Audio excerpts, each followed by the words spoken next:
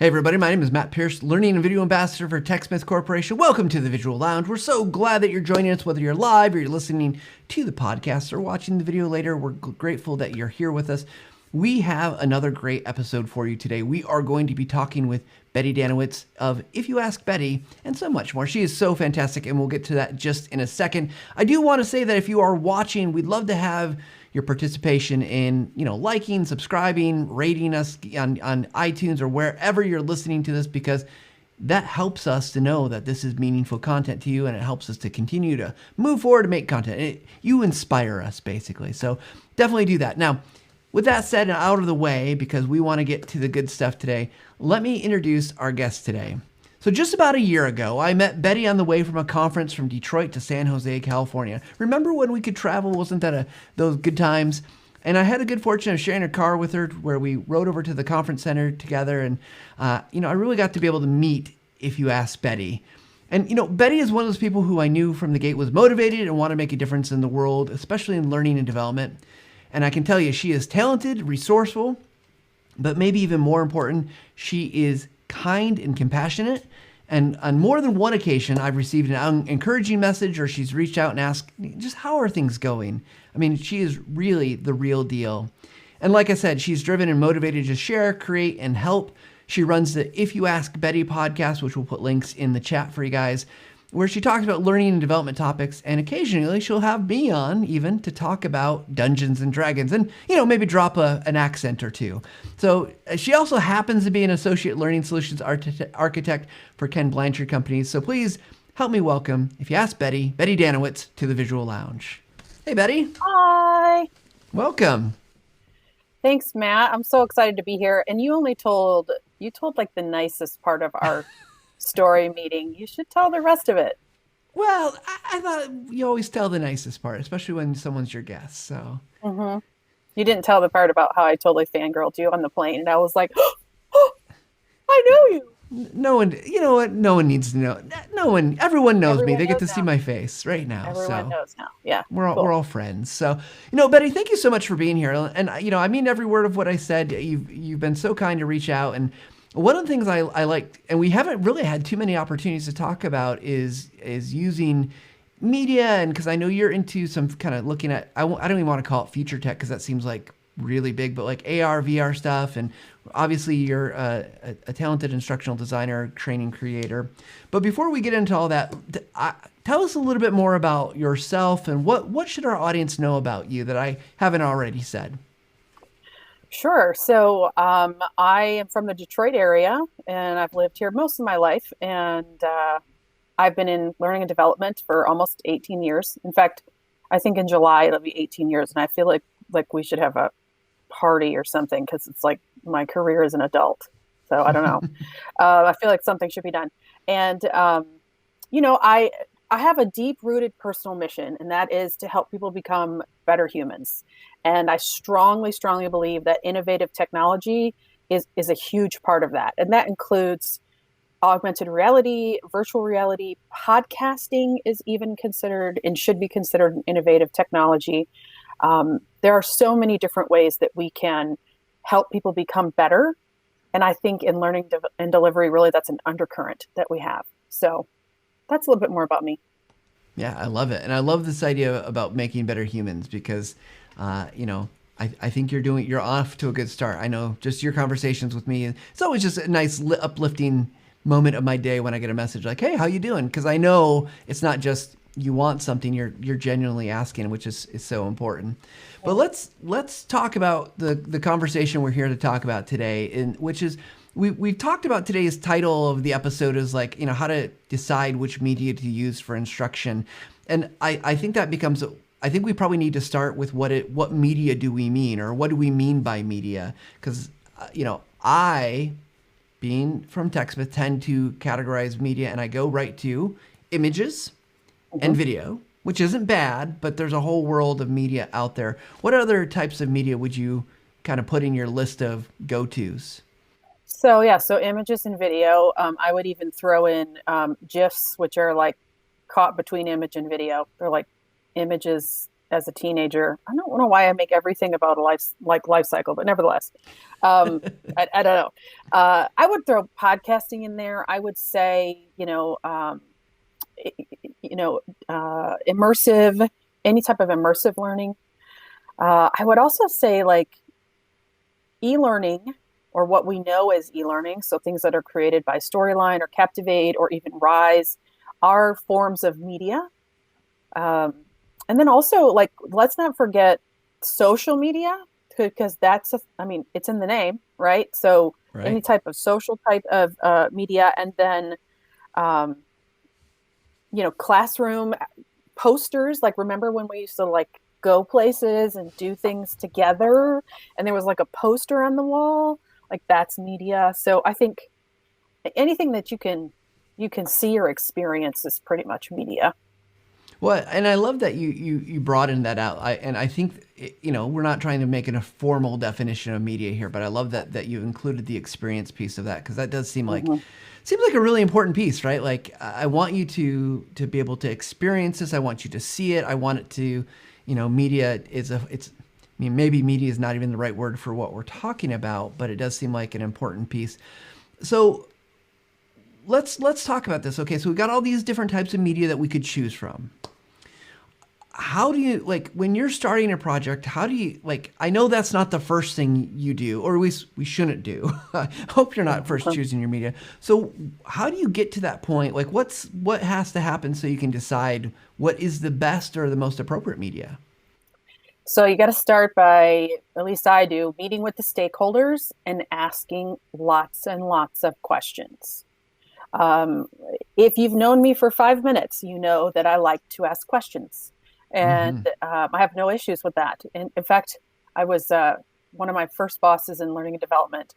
The first year for Christmas, she bought me the little book of big questions, and I was like, "Why are you buying me this?" She's like, "Because you really like to ask questions." And I was like, "I do," which is also a question. So I love to ask questions, and that's what you need to do. Asking questions. Like, and I always start with some of the basics: the who, what, where, when, why. And so, who are we trying to target, and what is it that you want them to do when they're done with this? Where are they going to take this learning in? Let's see, who, what, where, when. When do you want this to be done by? Why do you want it to be done by then? And why do you want them to do it to begin with? And then, what are you thinking is usually one of the questions I have.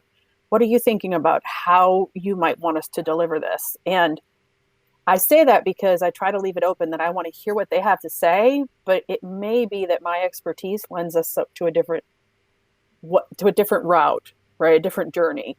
But I want to hear what the client or whoever it is that I'm working with is thinking, because maybe they're thinking the same thing, or maybe they have a better idea than me. It's totally possible. So that's, hopefully that answered your question, but I just ask a lot of questions. Yeah, no, I like that. I know there's traditionally, like, when we go to conferences and people are talking about learning development, there's usually a kind of an unspoken, there's a tension between subject matter experts, or SMEs, and the training creator, instructional designer. Like, oh, well, they're going to want something completely different. But I love that question at the end that you asked, that, what do you envision? Because it does seem like they might have interesting ideas that you didn't think of, or they might have a sense of what format, kind of process might lend itself to their audience, because they know their audience probably way better than you or I do. But I also can see where there's probably a lot of times when it's like, yeah, they want something, and you're like, no, that's not going to be the right one. I usually don't say it out loud, but in my head, I'm like, probably not. So we're going down this path. We've asked lots of questions. We're getting information, and that's going to obviously make a world of difference in terms of what decisions you make, right? If they tell you, kind of the requirements. Are there things that usually come up in your experiences that say, like, oh yeah, this would make sense as a podcast, or this would make sense as an image, kind of more image driven, or or this would make sense. Oh gosh, it wouldn't be great if we had a video to do that, or is it really just super dependent upon, like, everything is always different, and you're going to make a decision based on all the information. You're always going to make a decision based on all the information. But you know what? Do you understand what I'm asking? I don't know if I do, but I feel you. I totally get what you're saying. So typically in the answer to the why question and in the answer to the how do you envision it question is where sort of I pull information and decide what's this going to look like when we deliver it. So a couple of things come into play. One, knowing and understanding what's the history of how they've rolled out training in the past. And a lot of times it's classroom or e-learning, like that's it. That's all they've really done. That's not uncommon at all in the industry. And so there's thinking about that. And then, okay, what was the why? Why are they doing this? So let's just do an example. So if they want the behavior to change when interacting with their customer, okay, so that's the why. We want their behavior to change to XYZ when interacting with the customer. So, okay, so we're talking about behavior change, which to me means I need to explain to the learner why it's important for them to do it this way, what it is I want them to do, and then give them a chance to practice it a lot. So thinking about that, I'm like, okay, so then what is it that we can do to tell them what, tell them why, and let them practice? But before we do that, I'm bringing in those thoughts and feelings around how the client actually wants it to roll, right? So what were they thinking? And so if they say, well, I saw this really cool, ABC thing. And I think about, okay, does that ABC thing meet any of those pieces there? The why we're doing it, what I want you to do, and here's how you practice. If it does, let's tie it in, right? If they recently saw an awesome course on Rise, right? That might be a great way for us to put the steps of what they need to do. So that takes care of the what. I just need to figure out how am I going to communicate the why and how am I going to let them practice. And often the why is nicely done in a delivery mode that doesn't require the individual to necessarily be in a certain place at a certain time. Because if you think about it, if you need to know and understand why something, more often than not, we'll send an email. I don't know about you, but I'm not very good at reading my email. Like, I scan it. Anytime I share my screen on like a Zoom, people like gasp at the red number that's on my mailbox. And it doesn't bother me. Like it's not a trigger for me. Some people, they can't have any of those little red boxes don't bother me a bit. So my point is that I think a lot of people ignore email.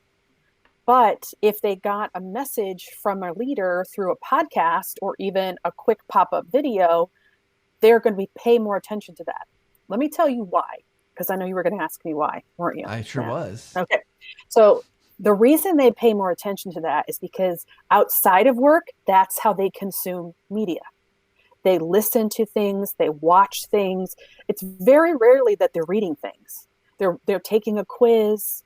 They're scrolling through their feed looking for something that catches their eye, those types of things. So if we could kind of take that concept of this is how they consume media outside of work and bring it in, that's where you'll be able to find that spot to slip in those videos and podcasts and things like that. No, I think it's a really interesting insight because I know it feels like you're right. Like I personally don't like having too many. I can have a few red bubbles on my email, but too many, it gets overwhelming. But I think you're right that people are ignoring a lot of this key information, and so you're trying to find novel ways, if you will, to inject that information or give them ways that they're used to that aren't going to feel overwhelming or all consuming. So I think that's a really interesting idea. So it sounds like you've got procedurally, you're going to pick media that's going to lend itself to the steps, but it sounds like you have some room to experiment with the why. And I know from a TechSmith perspective, like we will often try to preload meetings with, before you come to this meeting, watch this video. And so that way, when we get to the meeting that, would have taken an hour, we can spend a half an hour and we can just discuss or answer questions or, make a decision versus here's 30 minutes of delivery. And now we have to go into all the other stuff. So we're well prepped for it. Yep. And it's the same idea, right? Is What can we give them that they can consume, that they'll want to consume before, to give them the context they need so that they can jump right into what they need to learn? Yeah, makes total sense. So as you're doing this, you've probably worked with a lot of clients, a lot of different customers, and whether from your current job or past jobs, is there a media type that you find yourself, just as much as your clients might be going to, like, oh, I saw this cool thing, is there something cool that you're going to a lot that you're that's in your toolbox? Like, I'm going to pull this out. This is going to be this is what Betty's known for. Maybe it's a podcast, maybe it's the AR, augmented reality. What is it that you find yourself going to often in the well? So in corporate, in the JOB, like professional job space, I love and am a complete sucker for a good animated video. And I love Beyond, love them. And here, let me tell you why, because a lot of times, well, two things. One, everyone loves animation. I do not care what these people tell you. I don't like cartoons. They're lying to you. Everyone Say loves it again animation. So we can hear it well on the recording. They are lying to you. Like I'm telling you, everyone loves animation, hands down. So that's the first thing. Second thing is it is the most rapid video production tool that I have found, because you don't actually have to go out and shoot video. You write a script, you record a voiceover, and then you get to just create the images and create the scenery, and you don't have to go and find other people to go someplace, which is really hard right now, and congregate and take 2 and 3 and 7 takes, because people freak out when the camera turns on. So I love Beyond, but Beyond is not always the answer for everything, but it can definitely be a quick and rapid way to deliver micro learning, 3 to 5 minute bursts of information. I do love AR, and I think that AR, augmented reality, could be used much more broadly and widely, especially when curating content and resources for employees. The problem is that you start talking about it, and instantly the leaders think dollar signs. It's really cheap, super easy. So you have to get in there and kind of explain that to them. And the best way to explain it is to show it. So build a prototype and show them, and get that in there. But I would say animated videos and augmented reality are probably usually first on my mind. Podcasts are good, but again, podcasts are really good for pushing context and like leadership messaging. And so sometimes that doesn't always, like if you're trying to teach a bank teller how to balance their drawer, I don't know that a podcast is going to, unless you're going to tell them the history of banking, I'm not really sure what you're going to tell them in a podcast that's going to help them build that skill. So. Right. No, I love that. And, one thing that we've had Kevin Thorne on the Visual Lounge before, and he talks about obviously using comics and things like that. And he, it's interesting that he said everybody loves animation. They do. It's interesting that the phrase you use, they love animation. You didn't say they love cartoons, because cartoons is the thing. It seems like it will get it shot down pretty quickly, right? Like, yeah, you have to say the word animation. That's cartoons. We're not kids. We don't want to do cartoons. So cartoons equals kids. So you gotta use the word animated. I'm curious, Betty. You say like just go make a prototype for AR. You just go make a cartoon, and we say this a lot. Just go make your first video, right? What advice do you have for someone who's trying to branch out from just using text-based with maybe some light image-based kind of content? How do you go about learning some of these skills, short of going just to the TechSmith Academy to learn about video? But what is it that you would recommend for someone to, like, if they want to learn, and we don't have to pick one particular medium, if they want to learn about podcasting, or how do you go about doing that, and what would you recommend for someone else? So the first thing I would say is you got to pay attention to what is already out there in front of you. Be very specific and deliberate to pay attention to marketing, pay attention to what it is that you're seeing when you scroll, like you're doom scrolling, right? Mm-hmm. Everybody here knows some doom scrolling. Okay. So you're doom scrolling. When you're doing that, like the things that catch your eye, when you're watching them, also look at what they actually are. So like, if it's a video of a dog doing a crazy trick, or, or a cat knocking something off of of a table, which by the way, you know how many times I've watched a video of a cat knocking something off of a table, and it's absolutely hysterical every time. They're just like, whoop. And you know what? This is not something new. This is something that's been around as long as we've had cats and tables. But it catches our attention. So what is it about that? Is it the fact that it was moving? Is it the fact that they had something flash up on the screen? Was it a catchy title that caught your attention? Because the things that catch your attention are the things that will catch the attention of the people you're trying to deliver learning for. The way that you're consuming media is the way that they will be doing it as well. So that's the first thing, is pay attention to what you're paying attention to. And then follow folks on LinkedIn that are doing some of these things, and just, for the lack of better word, just sort of linger and lurk and stalk, if you can, research. I like to call it research. Do your research by watching what it is that they do, the things that they produce, and the response that they get from it. Because when you're scrolling up on LinkedIn and you see that little mini video that someone made about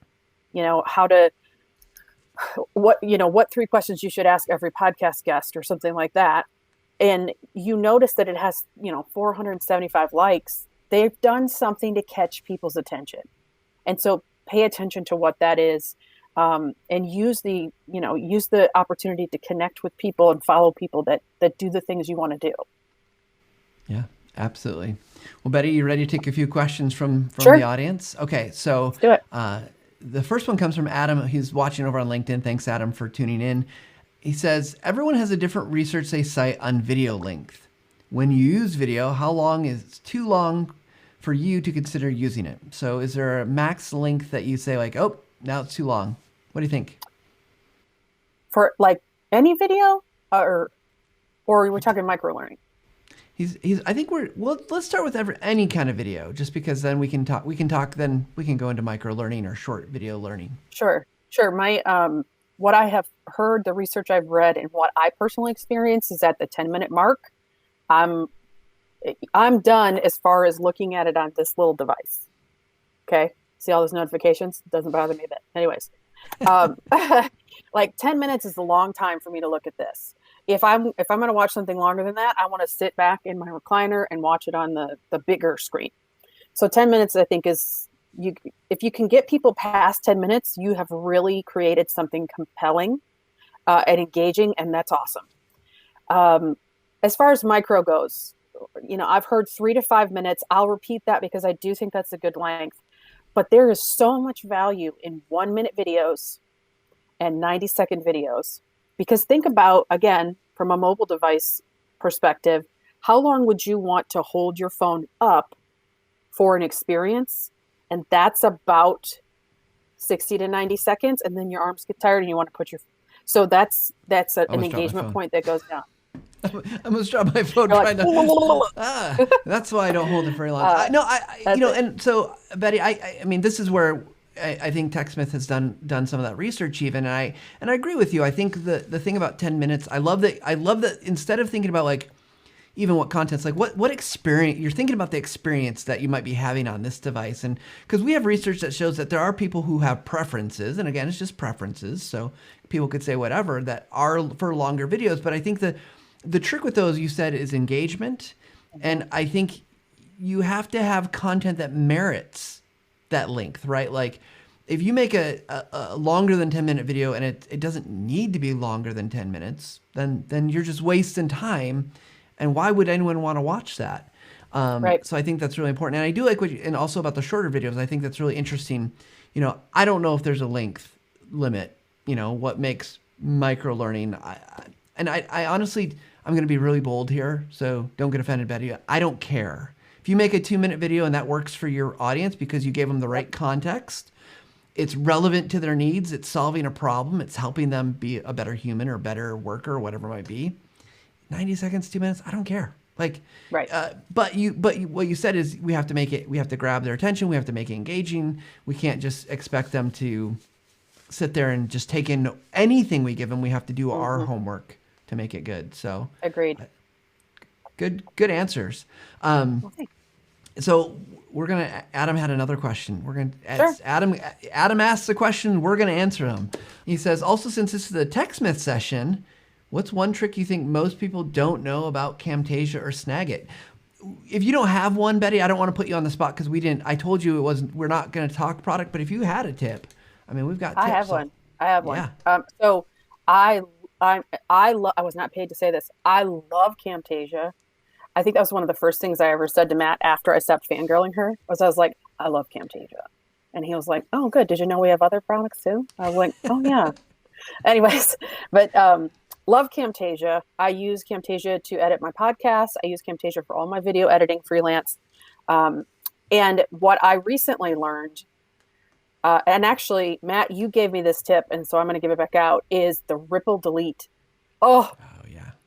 I cannot tell you how long I spent splitting here, clicking on it, hitting the delete button, pulling it together, and then stitching it like 17 steps. And all you got to do is drag, right click, ripple delete, and it cuts that piece out and stitches it with the other media.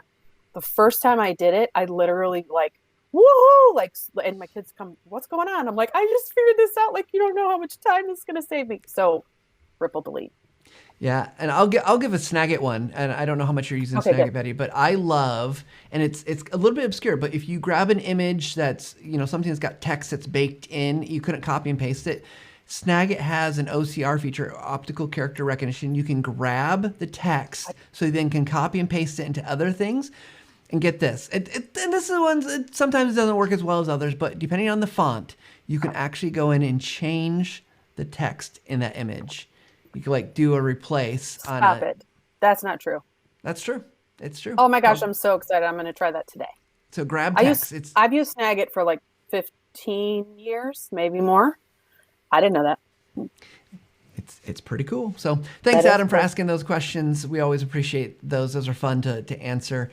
So I've done podcasts, videos, photography, and I think this is Michael again, and presentations on various software for the charity I work for. The video was mainly internal, so the target audience are already invested. Podcasts are public, no longer produced, but in the short-term time, there was some traction. Interesting, Betty, let's talk about that, because I think there's a difference between... what we're doing here is very public, right? We're creating stuff from public audience.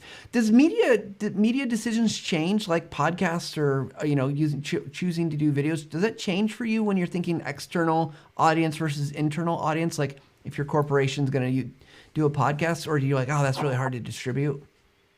It's actually not as hard as you would think. I think folks often think that, okay, well, if I'm doing a podcast, it has to be published publicly.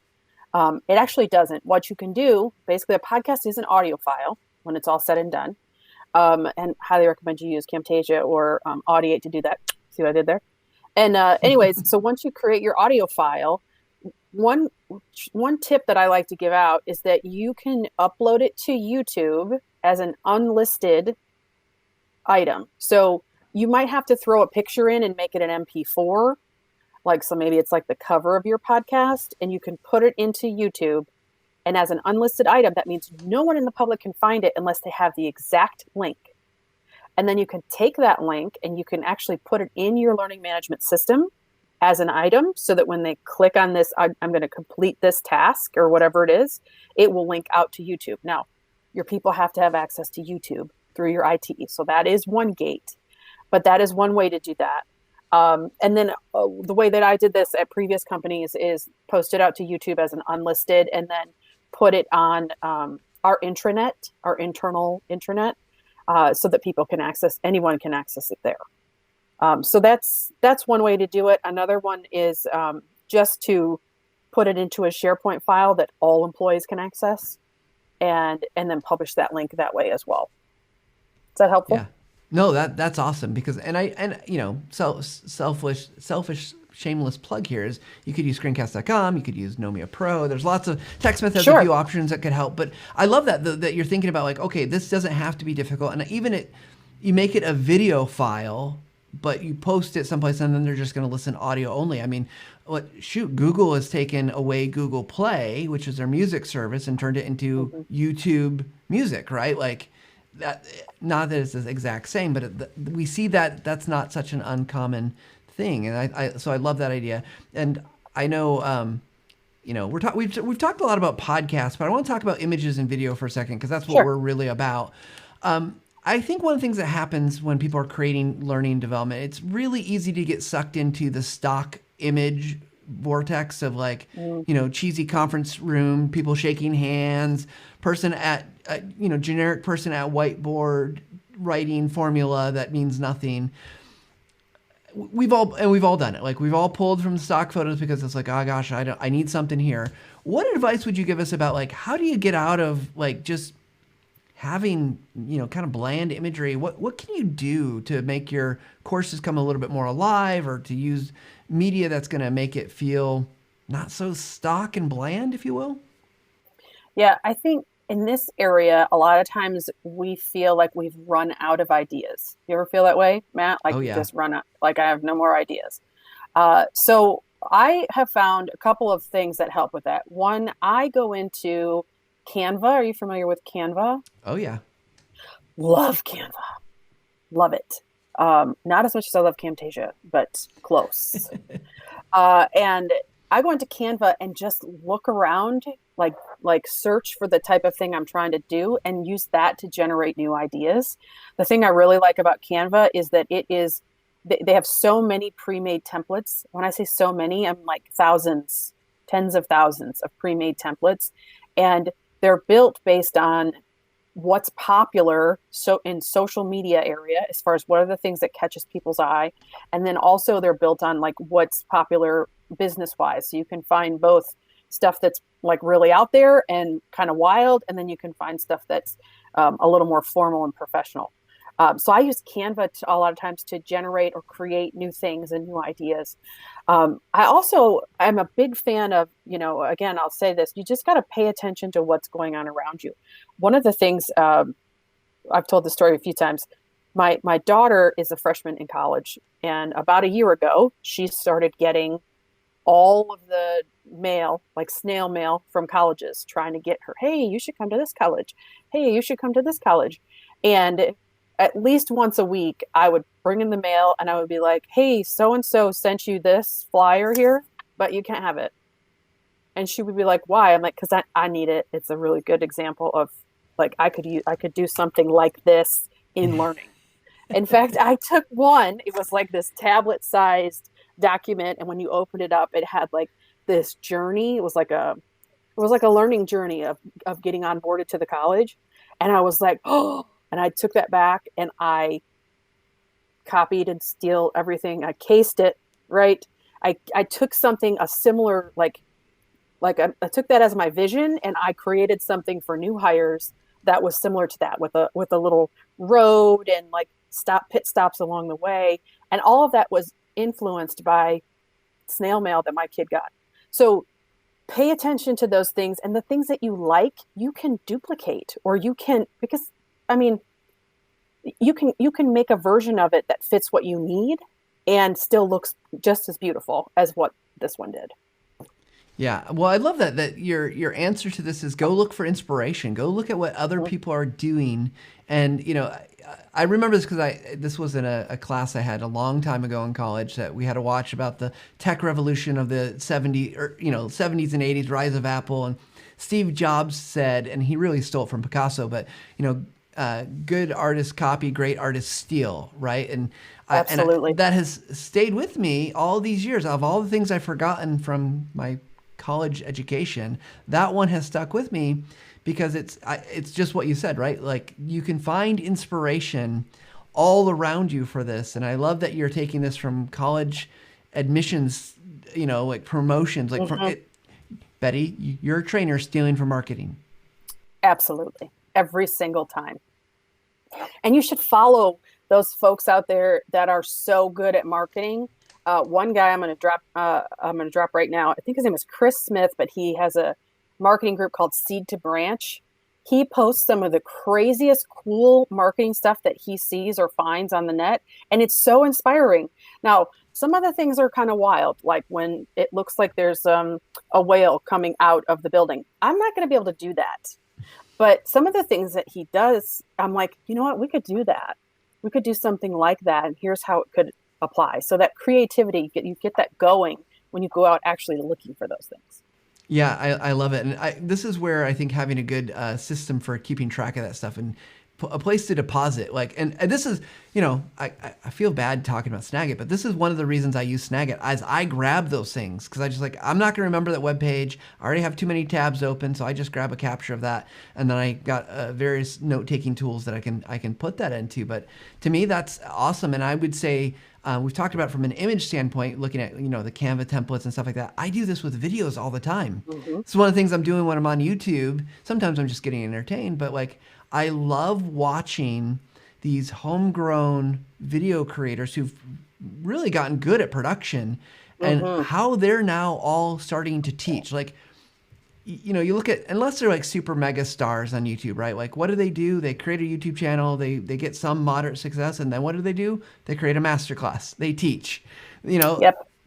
And why they're not, maybe formally trained, doesn't matter. They've got good ideas, and they look at their data way better than I think most people in training and development do, because they have instant access to data. YouTube tells you a lot about what your audience thinks about your video, whether you like it or not. It tells you that how much they watch, where did they stop watching, at what point in the video, so that's the other. I love this thread of you want to get better at images and video and whatever you're doing, go look at what the people that are doing it well are doing. Mm-hmm. For sure. And pay attention to those things that you otherwise ignore and say, what could I do with that? Is there something I could do with that? Yeah. Yeah. I just saw this little mini video clip as I was doom scrolling the other day, and it showed the top was the new adventures of the Adventures of Winnie the Pooh, and the bottom was the Jungle Book, and it went through multiple movies where Disney basically used the same sequence. So Christopher Robin is walking across the top, and then Mowgli is walking in Jungle Book, and it's literally the exact same sequence, different background, different character. And they did that several times early on when animation was hand drawn. Why can't we do that? Why? That's a great example of what it is that we want to do, because looking at them, they're just different enough that people wouldn't notice. And here's the thing: if they do notice, and it reminds them of something that they know and understand and like, that's all the better, right? It's all the better for you, because they're going to be much more interested in paying attention to that and doing something with that, because it looks like something they already know. Yeah, I actually saw that same clip, and it was very impressive, the number of old classic movies that had reused basically the same concept and scenes. One it was interesting because it was in one thing it was throwing a character, but yet in another one it was throwing a book. So yeah, just that reuse. In fact, we had a great episode. We had Amy Woods on from Content 10X, and her company is all about repurposing content. And it's not quite the same, because it's not take this and then repurpose it for this other thing. But it's how do you take the one piece of content and turn it into many pieces of content? Yes. So that if you got a great training message, because we all know that learning doesn't stop or just all happen in the classroom or in the e-learning course, right? 6 months later, 3 months later, how much have you forgotten? And you need those probably snap, oh yeah, by the way, did you remember you're supposed to do X, Y, or Z? Are you still doing X, Y, and Z? So yeah. Yeah. Yeah. Great. And great think about one more, I got one more thought. Yeah. Think about the brands that you follow and can recognize at a side glance, like a passing glance, you can recognize. So what's one that you can think of, Matt, that you could recognize at a passing glance? Oh, anymore, it's probably Amazon or FedEx, because I can see them passing by on my window. That's true. And also this little fruit flavored one Apple? Right here. Yeah. Or how about Starbucks, which, I mean, everyone seems, even if you don't go to Starbucks, seems to recognize their logo or the color green. Have you ever been out somewhere and been I think that's Starbucks green. So the same concepts around brand, those are the things that, if those things work well for them, those things will work well for you. So sort of looking at, okay, what do we want our message to be, and how do we become on brand? And I know this could be a whole other conversation, but taking inspiration from those things. And I mean, okay, since we're talking about Starbucks, since I brought it up, you do realize that beautiful white cup that you love, that you are drawn to and compelled to, has a siren on it. That's not Oh, yeah. by accident. It's not by accident. That's why I just don't drink coffee. Well, Not getting sucked in. I got my own vices. That's Oh my gosh, I'm not getting sucked in. Oh, I wish I would have thought of that. Well, Michael has a great comment here. He says, also finding inspiration from Google Trends, design, graphics, photography, movies, stories, etc. And I totally agree that there's inspiration is everywhere. There are design principles out there that can help us. This is all really, really great. Betty, this is fantastic stuff. Yay. So let's Betty, while we're waiting for any last questions, if any come in, I'm sure someone's listened to this and they said, this is fantastic stuff. They might want to go listen to more from you. Where can they find you? Oh, so on LinkedIn, I'm under Betty Dannewitz, as you can see. Any other social media outlet, I am If You Ask Betty, all lowercase, all one word. So you can find me there. You can also find me at ifyouaskbetty.com, or you can take a listen to my podcast, which just dropped the 53rd episode, I think it was. And that's the If You Ask Betty podcast, which is anywhere that you listen to podcasts. Awesome stuff. And what is episode 37 is with me. Yeah, that one's really cool. It's with this guy named Matt Pierce, and then this other guy named Dan Hurt, who was literally, and he's going to be so excited that I said this on camera, but was fanboying both Matt and Dungeons and Dragons. And so I was like, bro, come on, just be on the podcast with me. And we had such a good time. And I think you should like end the show with your Scottish accent. That one's my favorite. In respect to Michael, who mentioned he's from Scotland, I will not embarrass myself, but I will say thank you, Betty. This has been fantastic. Michael does ask a question, though. He's saving me from embarrassment of having to do this. And he says, your favorite platform for education videos. So Michael, and he says, I mean that you would release your work on. So is there a place where you put your education videos, Betty? Some place that you think is really good to release them? YouTube. Yeah, YouTube is definitely my favorite. Although I still think you should have asked me that question in your accent, but it's fine. We're all disappointed, I guess, together. We'll all get. I guess everyone will have to see. Everyone has to go listen to the episode. They want to hear me do a fake Scottish accent that's not that great.